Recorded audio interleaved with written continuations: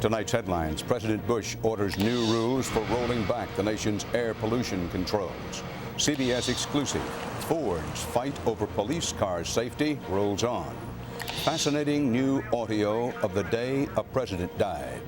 Also tonight, CBS goes undercover to show you what's behind a dramatic increase in drunken driving deaths. Meet the new doctors, low-cost care without insurance hassles, and the last laugh. The final word on the news of the week.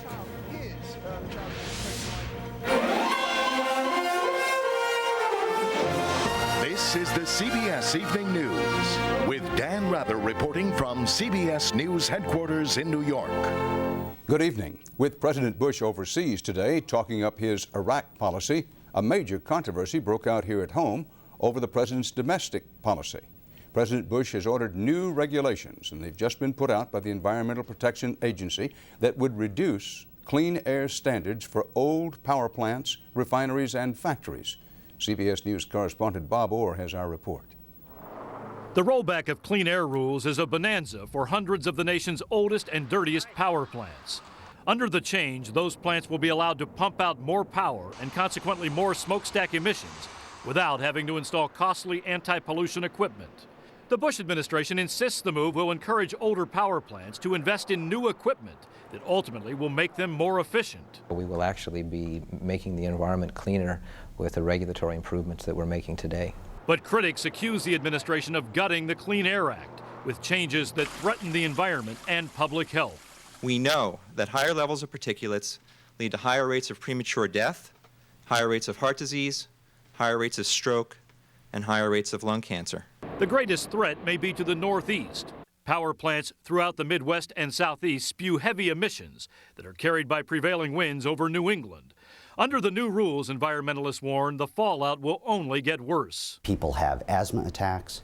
Thousands of people suffer from respiratory diseases, and they will continue to do so. The rule changes have been a top priority for the White House, though they were announced with President Bush overseas and EPA Administrator Christie Whitman unavailable for comment.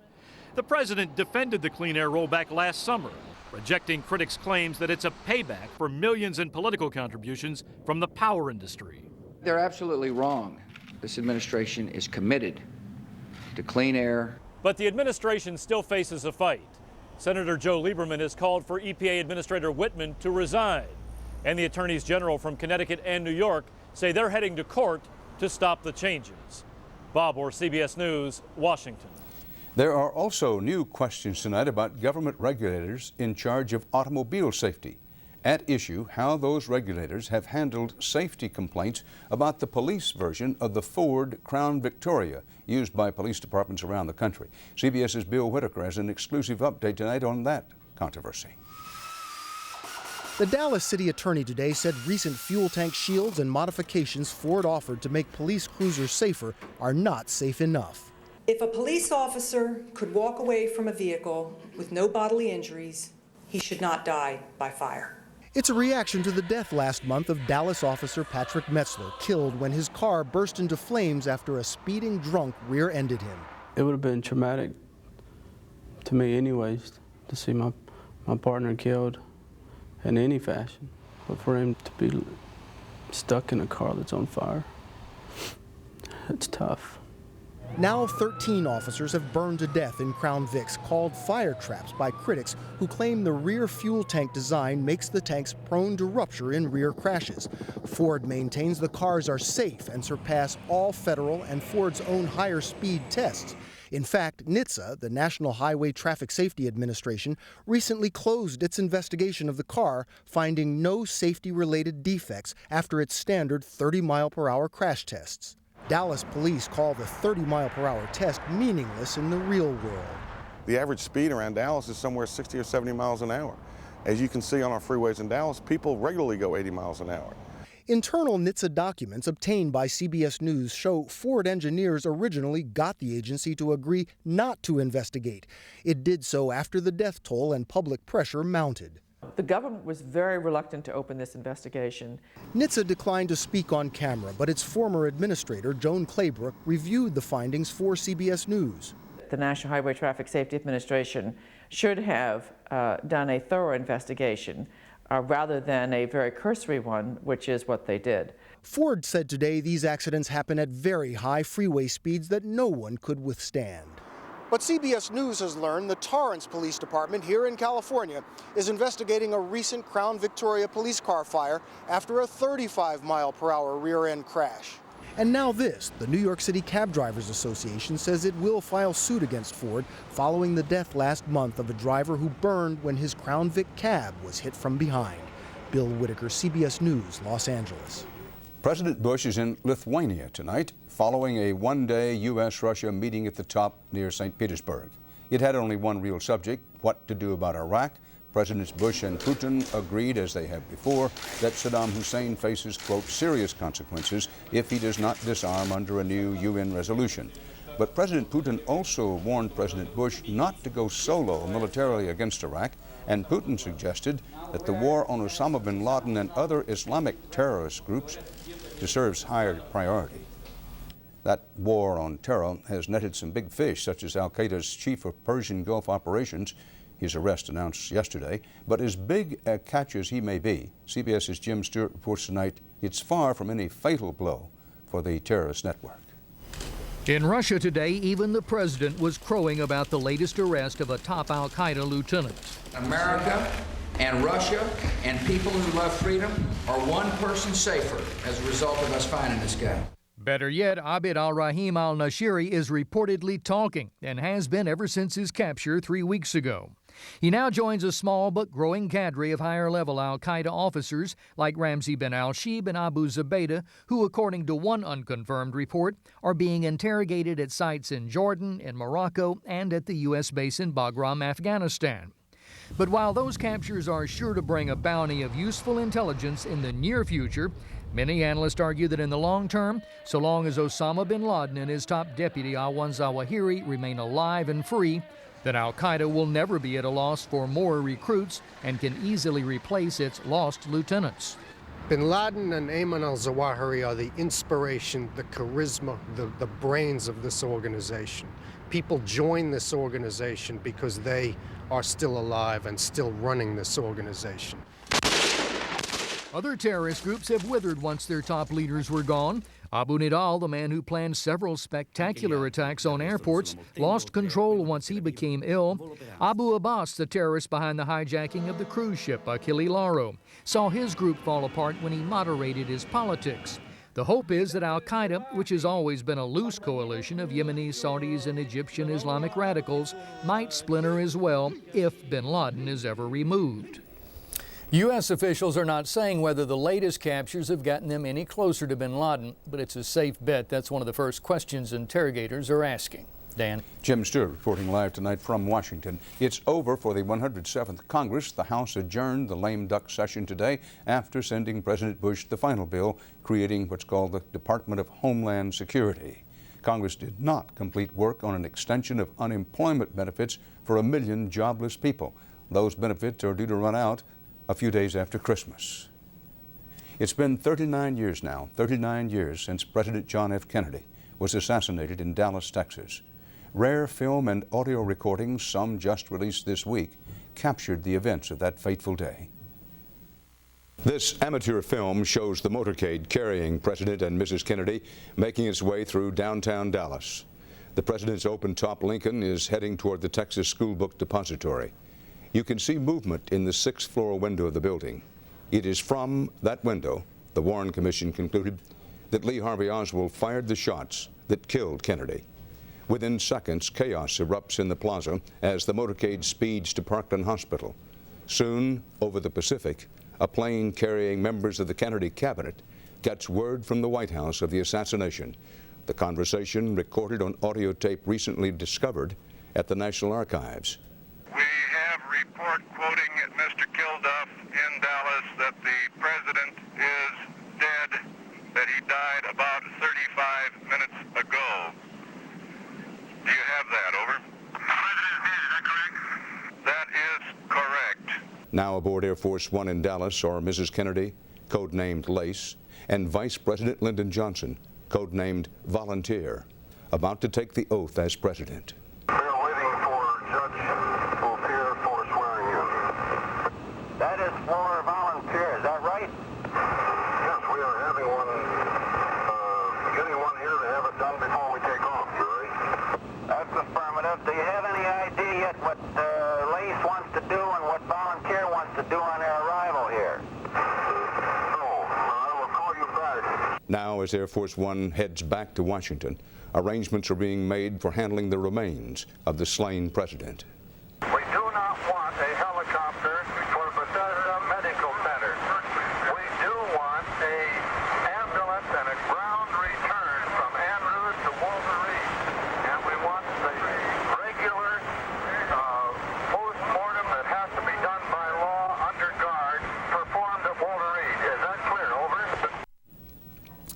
New perspectives on November 22nd, like September 11th and December 7th, a date frozen in time in the memories of generations of Americans. Still ahead on tonight's CBS Evening News. Eye on America. Why are drunken driving deaths up for the first time in years?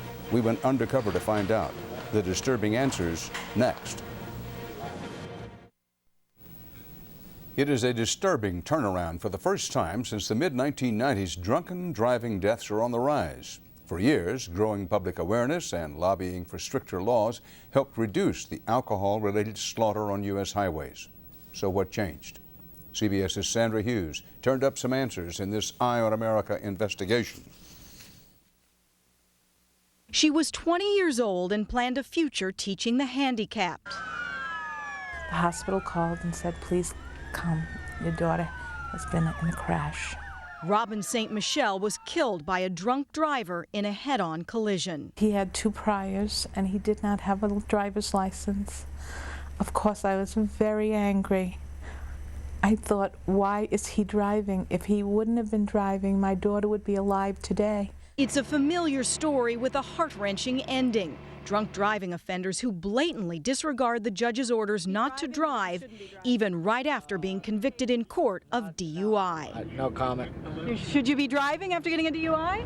We spent a few days in various Los Angeles County traffic courtrooms and watched time and again as convicted drunk drivers were told their license was suspended, left the courthouse, and got behind the wheel of a car and drove. Yeah. Are you supposed to be driving a car? Am I supposed to be driving? You bet it frustrates the court. The reason the court's given the orders is to protect the public, and the court expects its orders to be followed. And it is extremely frustrating when somebody doesn't follow those orders. That this happens every day in California courts and across the country is not surprising to those who work with drunk driving offenders. But what is surprising is that after almost a decade of decline, drunk driving deaths are back on the rise. Nationally, the number of alcohol-related fatalities jumped dramatically. The state of California experienced the largest percentage increase. The reason may not be more drunk drivers, but a lack of resources to deal with them. When you have a success rate where driving under the influence deaths and injuries begin to decrease, everybody begins to feel complacent. Specialized police DUI task forces across the country are being dismantled. In Orange County, California, where DUI arrests are the highest in the state, there are only 2 officers a night assigned to arrest drunk drivers. And judges say there isn't enough money for a courtroom monitor to follow convicted offenders to their cars to make sure they don't drive. The first time in 150 years we had to lay off court staff. We're working lean and mean. Some fear too lean, and with the lack of attention, the stigma of drunk driving may be wearing off. In Los Angeles, this is Sandra Hughes for Eye on America. Another cruise line is reporting a mass outbreak of stomach illness at sea caused by a virus. About 100 people are ill on the Disney cruise ship Magic. The ship was being disinfected as the cruise continued. The Amsterdam, meanwhile, is now back in a Florida port. Despite repeated cleanings on several voyages, hundreds of people fell ill on that ship. Following deadly riots in Nigeria, organizers tonight canceled the Miss World Pageant, scheduled to be held there early next month, and they're moving it to London. More than 100 people are reported dead in rioting in Nigeria over the pageant. Some Muslim leaders charge the pageant promotes promiscuity and indecency. There's more CBS News ahead, including Consumer Alert. Tired of managed health care hassles? They found another way, and they're happy. That story next. If it is in fact On the CBS Market Watch, profit-taking sent blue chip stocks lower today, but the Dow is still ahead for the week for the 7th week in a row, the first time that's happened in more than 4 years. All this week, a CBS Evening News Consumer Alert investigative series has focused on medical dangers. Tonight, we want to alert consumers to new ideas being tested to make health care better. CBS News medical correspondent Elizabeth Caledon has scoped out what some doctors and patients are now putting into practice. In Knoxville, Tennessee, Dr. Brian Smith and Pam Williams, a registered nurse, are trying to practice modern medicine the old-fashioned way. Where are we off to? Downtown. Together, they are Doctor at Your Door, one of a growing number of boutique medical practices. For an annual fee of $1,100, Smith and Williams will treat you in your home. This is one bothering me the most. They make office calls. Hello. Easy. How are you? Good. They're available 24/7. You not working out still? And there's no voicemail. And this landline is forwarded to this cell phone anytime we go out on a house call. This is a backup in case this one won't work. Doctor at your door. They have no staff, minimal overhead, and most important, they don't accept Medicare or any insurance. I felt like the insurance companies were practicing medicine. And that hurts to push on it. The profession needs to let the doctor be in charge and decide what needs to be done to the patient. Before starting Doctor at Your Door, Smith was ready to quit medicine altogether. He says he was going broke. I would end up hiring 2 or 3 people in the back just to work insurance. And then we would only get, 40% of what we billed. Doctors across the country are experiencing the same frustrations as Brian Smith. Physicians will be paid in 2005 less than they made in 1991. That, along with a 40% increase in overhead, means many doctors are looking for a new job. We have a crisis throughout the nation. We have 12 states in crisis right now. One of those states is Mississippi, where escalating costs and falling reimbursements mean more and more doctors are leaving the state or their practices altogether. Determined not to hang up his stethoscope, Dr. Todd Coulter is trying an experiment of his own. At his small family practice in Ocean Springs, he has also sworn off insurance and charges $40 cash per visit. $40, no paperwork. Nothing. When we stopped taking insurance, our overhead dropped immediately by $2,800 a month. Just dropped. Squeeze as tight as you can. Rejecting that third party has allowed Coulter to limit expenses while increasing the quantity and quality of time he gets to spend with his patients. I'm not under any timetable. It's not like I'm working for Kaiser Permanente and I've got to see 50 people by lunchtime. You're the next contestant on The Price is Right. No forms to fill out, no waiting for basic care. The patient is happy and the doctor is staying in business. You're carving out a nice living with this $40 deal. Unbelievably. 2 new approaches that might be just what the doctor ordered for a system badly in need of healing. God bless you guys. Elizabeth Caledon, CBS News, Ocean Springs, Mississippi. And coming up next here on the CBS Evening News, the last laugh, this week's news humor. In many ways, they are the social commentators of the television age, the TV comedians. Not all of them make themselves available to us here, but among those who do, once again, we will give them the final word on some of the news of this week. See, President Bush yesterday met with former President Jimmy Carter. Jimmy Carter is 76 years old. 76-year-old former President Jimmy Carter. Or as the Democrats call him, their bright new star of the future. As for deposed Minority Leader Gephardt, many believe he will now turn his attention towards a run for the White House. Current polls have him trailing incumbent George W. Bush by 800%. What is your perception, your perspective, your impression of the election now? You must feel different about it now than you did 2 years ago. Last week I spoke quickly to Michael Jackson, and he thought, you know what my fans would like, I bet? A baby! Let's give him a baby!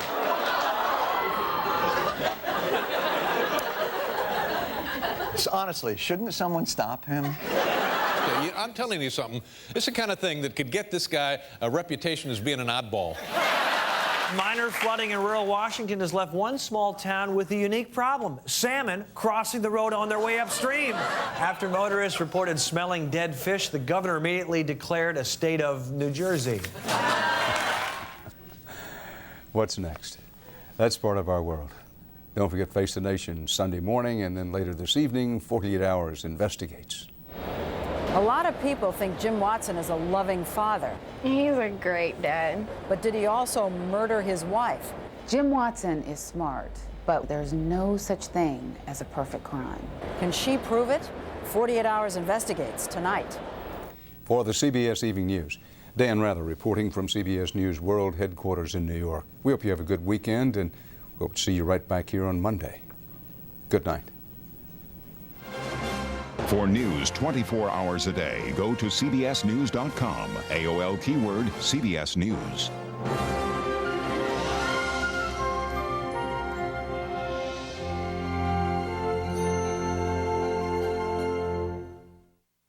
A foolproof method of carving your holiday turkey on the Saturday Early Show.